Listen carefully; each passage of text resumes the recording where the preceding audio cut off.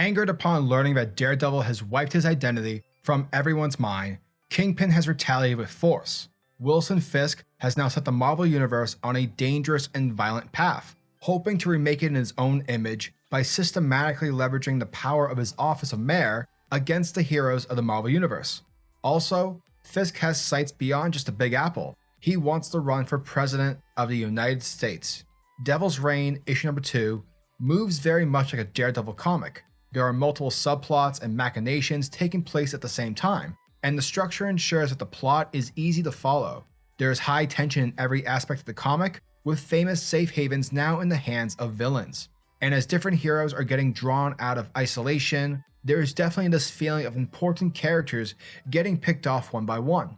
The criminalization of superheroes is not a new concept, and Zdarsky has not tried to hide the fact, but what makes this event different are the motives behind it. Civil War, and to a smaller extent Outlaw, went with a moral argument regarding the reason why heroes had to fall in line. Rather here, Fisk is just fucking angry. So basically, we are in the endgame of his plan for New York. I'm also a fan of the way Zdarsky writes characters, and so I really appreciate that many of the heroes are getting their own individual story arcs, essentially highlighting that, this book isn't just a Daredevil comic. Plus, Zdarsky is doing something that I think people who read Marvel on a consistent basis can fully support the concept of, that being, of course, Luke Cage running for mayor of New York City. Probably the best fictional icon to do it. And with that, I really hope that Marvel starts an ongoing series with Luke Cage as mayor where, he has to fix things both through political and non-political avenues. Now, when it comes to predictions, I really think that Devil's Reign is also a secret pilot comic to maybe bring back New Avengers, since a majority of the team from the Bendis era are present. Well, minus Wolverine, but you know what? That can always be adjusted later on, because it's Wolverine. When it comes to the art, it's fantastic. Giacchetto's skill is brilliant, as he's able to capture the magnitude of the comic whilst also understanding when to shrink the scale of certain areas, especially in scenes where the heroes are all crammed in Avengers Mansion, or even when both Reed and Sue are talking while a bunch of prisoners are slowly creating less room for them to escape. All in all, it's great stuff. Devil's Reign issue number 2 is an outstanding issue. Zdarsky and Giacchetto maintain what made their Daredevil run so good, but are able to expand it in order to envelop the entirety of New York City. Legit folks, having New York City's Guardians coming together really brings that classic feel to it, and I'm absolutely all for it. Devil's Reign issue number 2 gets a 9 out of 10. And so, our story picks up with Danny Rand, who is no longer the Iron Fist. Rather, he is just Danny Rand of Rand Corporation, and right now he is on the phone with Luke Cage and Jessica Jones, where the two share their concern about his well-being because the Thunderbolts are going around New York City and are rounding up the superheroes, especially those who already have their identities publicly revealed. But Danny isn't too concerned about this because he is no longer the Iron Fist, and also Finn Jones ain't going around telling people that he's the Iron Fist. So, to the point where people are filing restraining orders. But I digress.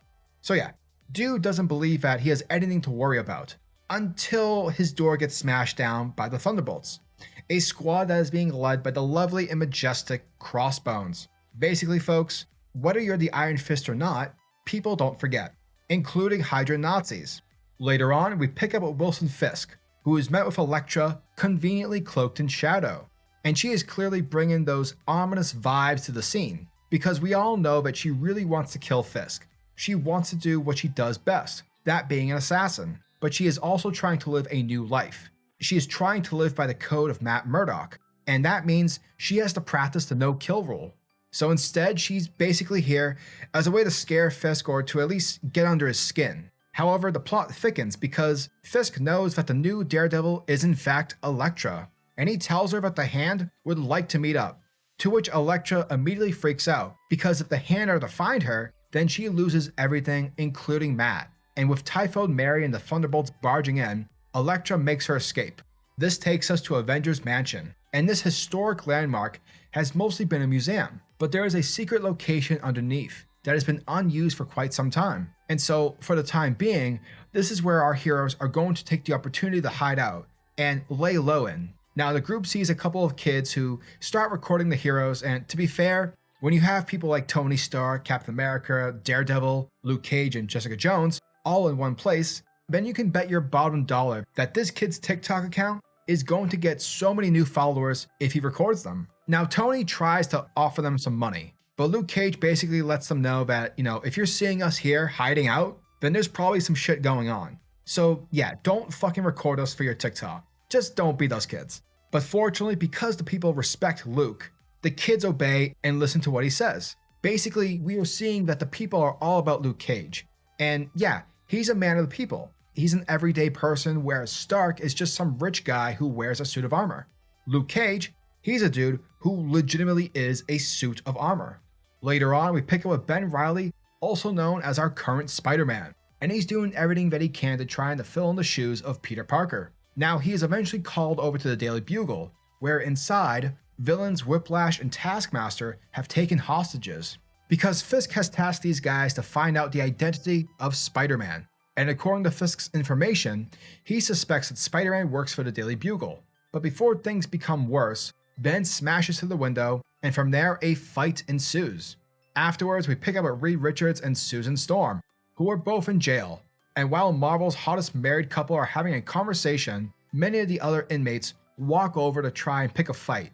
And with one of them wielding a shiv, the inmate goes for Reed. Yet despite both Reed and Sue being powerless, they still know how to kick ass. And with beating the crap out of these inmates, the two are immediately sent to solitary. This picks us up at the City Hall sub-basement, where we have Purple Man locked inside of a gigantic diamond. And this device we see before us will be able to essentially use Kilgrave's power as a means of coercing people into what Fisk wants. So technically, this isn't mind control, rather a thought of suggestion, kind of like in the first Wonder Woman movie with Ares. Now, from Fisk's point of view, he believes that with this device, it's fundamentally similar to spending crazy amounts of money on propaganda campaigns. So yeah, and we all know that political campaigns are always so fun to deal with. I mean, they are just the best times ever. No, no one says that.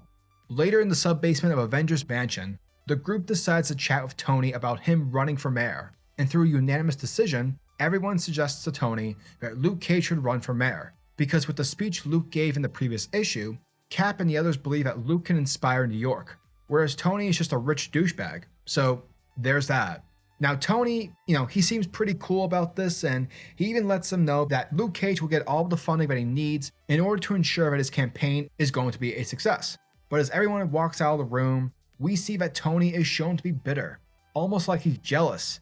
Essentially, his ego is getting to him. And that's what takes us back to Ben Reilly, going up against Taskmaster and Whiplash. And to be honest, Spider-Man is getting his ass whooped. Like, Taskmaster is arguably one of the best hand-to-hand fighters in the entire world, but also the fact that, they're fighting within a very small encased space. So, statistically, Spider-Man doesn't really stand a chance.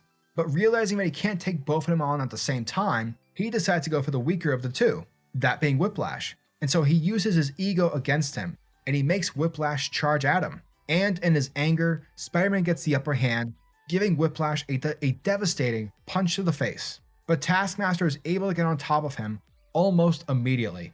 And with Taskmaster getting the upper hand, he quickly goes over to Spider-Man and drops a collar on his neck, dampening his powers. And from there, he throws Spider-Man through a window. Now, Ben tries to use his web shooters to save himself from falling, but unfortunately, it doesn't work out as he crash lands on top of a car. And it's quite obvious to us that he definitely dislocated something. And from there, Ben Reilly's Spider-Man is arrested. Meanwhile, we have Doc Ock, shown to be working in the Fantastic Four's lab. And while Fisk pines over his power for being mayor, Doc Ock knows that the true power lies within Reed Richards' lab, where one of his inventions is stored, that being an interdimensional portal.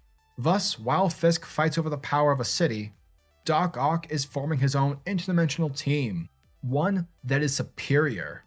And that, folks, was the end of Devil's Reign issue number 2. And thank you guys for checking out my video. It truly means the world to me. And as always, I'm your majestic sayer of words, SuperCliff. And if you guys are new to the channel, then do me a solid by smashing that like and subscribe button. And also hit the notification bell so that you'll never miss out on an upload and that you will always be kept up to date with your favorite top tier comics happening in the comic book world. Now tell me, what are your thoughts and opinions on this issue? Are you guys excited for issue number 3? Let me know down in the comment section below. And until the next video, peace. And P.S. Happy New Year, everyone. Let's get it.